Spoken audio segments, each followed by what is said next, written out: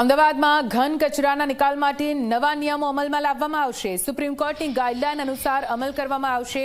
કચરાને 4 ભાગમાં વર્ગીકૃત કરવામાં આવશે, જેમાં સેનિટરી સ્પેશિયલ વેસ્ટની નવી કેટેગરી ઉમેરાઈ છે। રહેણાંક અને કોમર્શિયલ એકમોએ કચરો અલગ પાડીને આપવાનો રહેશે।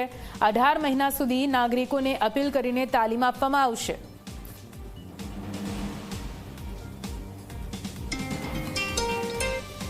તમામ રહેણાંક એકમો હોય કે કોમર્શિયલ એકમો હોય, એમાંથી 4 પ્રકારે અલગ અલગ કરેલા કચરાનું એકત્રીકરણ કરવામાં આવશે। સાથે સાથે આ ગાઈડલાઇનમાં એવું પણ છે કે ભાઈ કચરાને ખાલી કલેક્ટ નહીં કરવાનો, કચરાને રિડ્યુસ અને રિયુઝ કરવાની પણ વાત છે।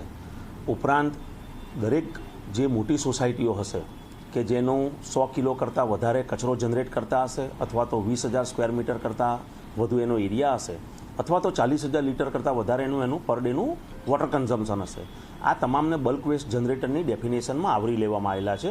અને એમણે એમના જે પ્રિમાઇસીસની અંદર જે કચરો એકત્ર થતો હશે એ કચરાનું એમણે પ્રોસેસિંગ કરવાનું રહેશે। વેટ વેસ્ટનું અલગ પ્રોસેસિંગ કરવાનું રહેશે અને ડ્રાય વેસ્ટનું અલગ પ્રોસેસિંગ કરવાનું રહેશે।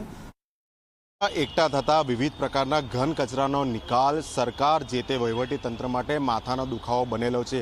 આ જ વિષય અંતર્ગત કેન્દ્ર સરકાર અને ખાસ કરીને સુપ્રીમ કોર્ટની ગાઈડલાઈન મુજબ નવા કેટલાક નિયમો અમલમાં આવવા જઈ રહ્યા છે।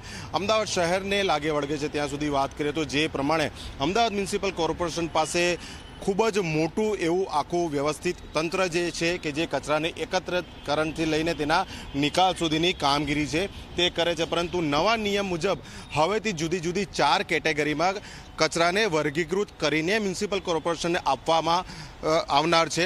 અત્યાર સુધી ફક્ત સૂકો અને ભીનો એમ 2 જ પ્રકારની કેટેગરી હતી, પરંતુ હવે સૂકો, ભીનો, આ ઉપરાંત સેનેટરી વેસ્ટ અને ઇલેક્ટ્રોનિકનો જે સ્પેશિયલ વેસ્ટ છે, આ તમામ કચરો જે છે જે તે રહેણાંક સોસાયટી અથવા તો કોમર્શિયલ એકમો છે કે જેમને ત્યાંથી આ કચરો એકત્રિત થાય છે તેમને અલગ કરીને આપવાનો રહેશે। એટલે હાલ તો આ નવા નિયમના અમલીકરણ માટે 18 મહિનાનો સમયગાળો નક્કી કરવામાં આવ્યો છે અને 18 મહિનાના સમય સુધી કોર્પોરેશન દ્વારા નાગરિકોને સમજાવવામાં આવશે, લોકોના સાથ સહકારની અપીલ કરવામાં આવશે અને 18 મહિના બાદ જો લોકોનો સહયોગ નહીં મળે તો કાયદામાં જે નિયમ છે તે મુજબ પેનલ્ટી વસૂલ કરવામાં આવશે।